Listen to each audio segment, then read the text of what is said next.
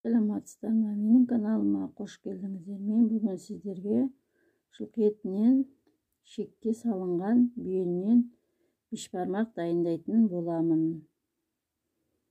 Міне осындай болып шығады. Қарынға салған бешбармақ. Дәмі деген енді тіл үйрет.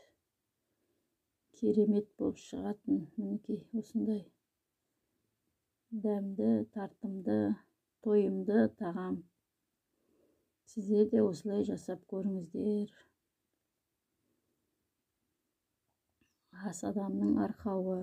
Міне осындай бешбармақ. Осындай ол шекке салып аламыз, бүйен шекке барлығын. Міне осындай бешбармақ. Оған керекті заттар міне етім, бүйен шегім жылқының, картобым, қырыққабатым, жуам, сәбізім, болгар бұрышым. Осылардың бәрін бүйеншекке саламыз. Әуелі керекті заттарымызды турап аламыз. Қырыққабатымызды турап атырмын.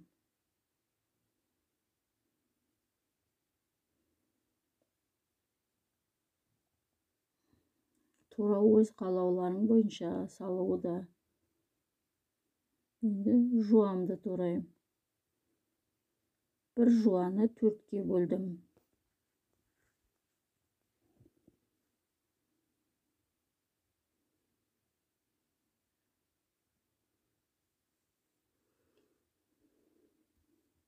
Енді сәбізімізді тураймыз.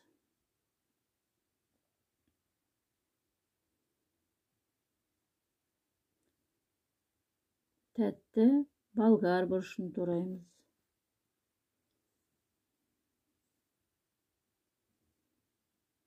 Міне бәрін турап алдым. Картопты солай бүтіндей салам. Енді картобым уақайлау болғасын бүтіндей салып атырмын. Мынандай шек, бүйен шек. Жылқының етінен.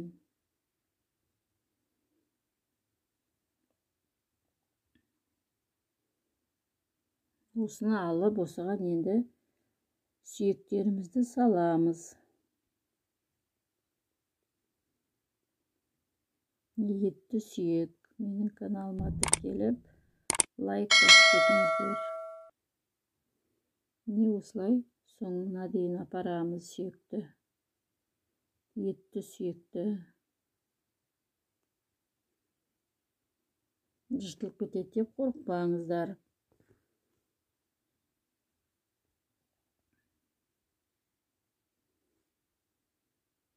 Тағы бір етімізді саламыз.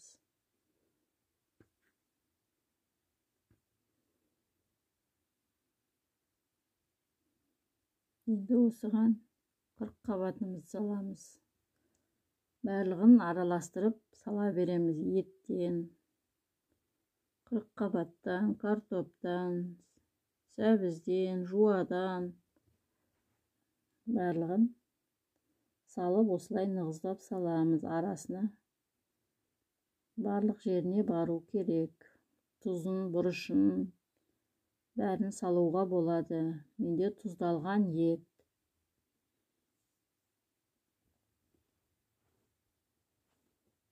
Тұздалған ет болғасын салмадым.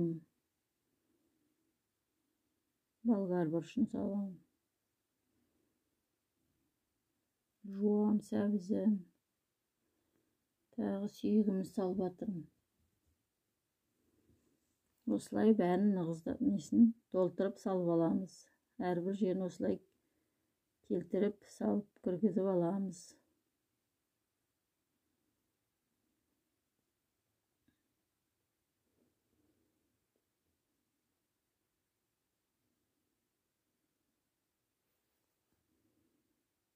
Қалғандарын бәрін осылай салып жібереміз.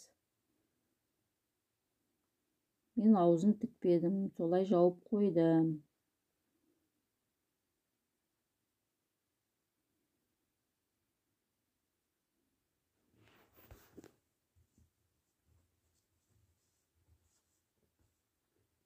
Міне бәрін салып болдым. Енді осыны ыдысымызға суымызды құйып, ішіне саламыз. Енді газге қойып, қайнатып пісіреміз. Оған дейін бешбармақтың қамырын илеймін. Бір жұмыртқа.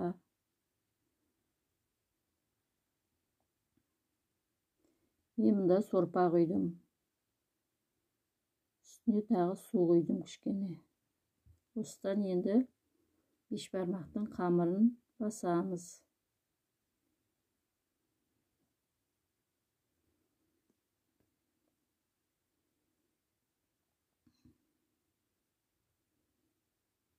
Қаттылау иінін қандырып осылай басып аламыз. Осылай тақтайымыздың өзіне осылай басып аламыз әбден нығыздап. Мен қаттылау қылдым.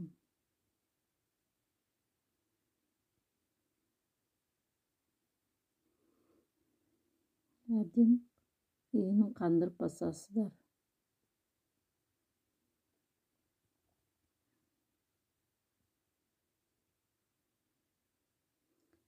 Енді осыны 15 минутқа салафанға салып, тындырып қоямыз. Қатты қылғасын тындырып қойып жатырмын. Осылай салып қоямыз.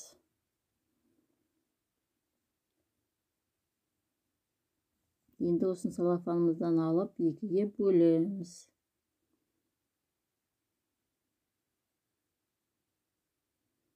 Міне осындай қолға жабыспайтын, иіні қанған қамыр шығады.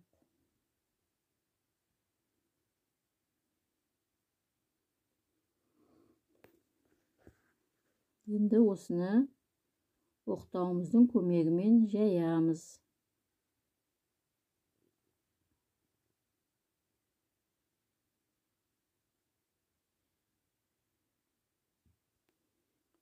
Сорпадан илеп атқан қамырым.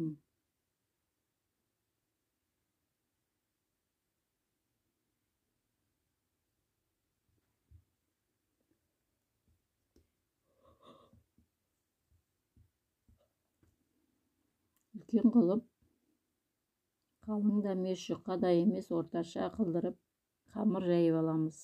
Міне қайнап атқан бүйен қарным. Осылай көбігін алып, әбден піскенше пісіреміз, қайнатамыз.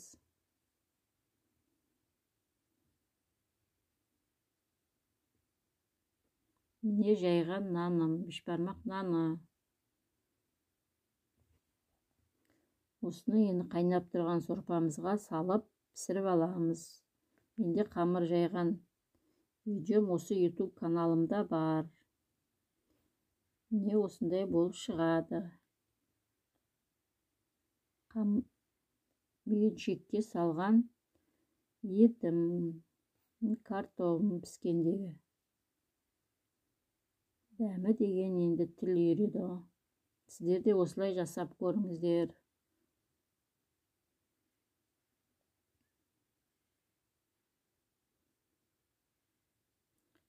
Міне бүйіншекке салған бешбармағым.